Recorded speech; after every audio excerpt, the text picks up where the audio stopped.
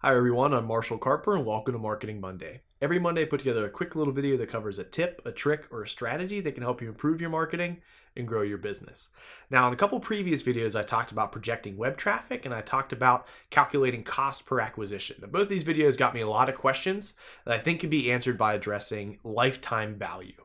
So to define our terms here, lifetime value is how much a customer is going to spend on your product or in your business or on your service over the course of their time with your product.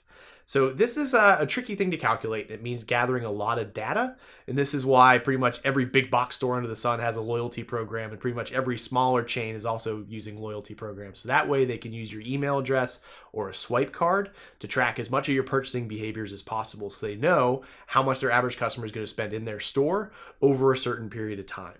Then that data allows those brands and those businesses to better judge how they're investing their marketing dollars, how much advertising they're spending, and how much they're willing to spend on that cost per acquisition. Because that cost per acquisition can be a little counterintuitive. So if you look at your product and it costs $30 and your net profit is $15, you're probably thinking, oh, I don't want to spend more than $10 or $12 getting that customer, because then my revenue gets to be pretty small. That margin gets pretty narrow.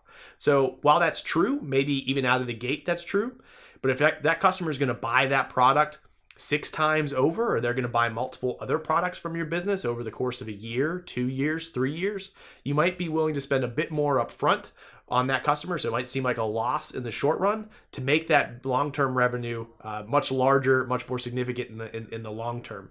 So that challenge though is making that judge, because if you're losing money on that first sale, maybe even that second sale, to go for that big win, you got to have the data to know that it is actually going to be a win when you get there. And that can be pretty scary, especially if you're a smaller business.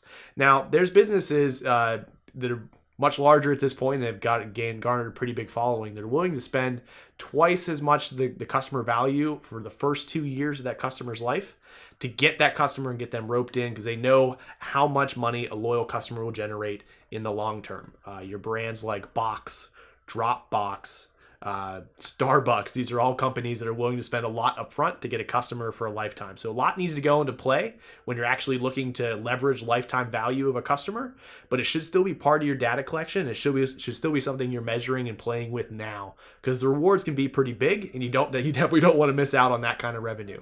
So start looking at your data, start figuring out ways to calculate how much customers spending in your business over the course of even a year is a good place to start. Then start using that to make better investments into your marketing efforts, into your marketing initiatives.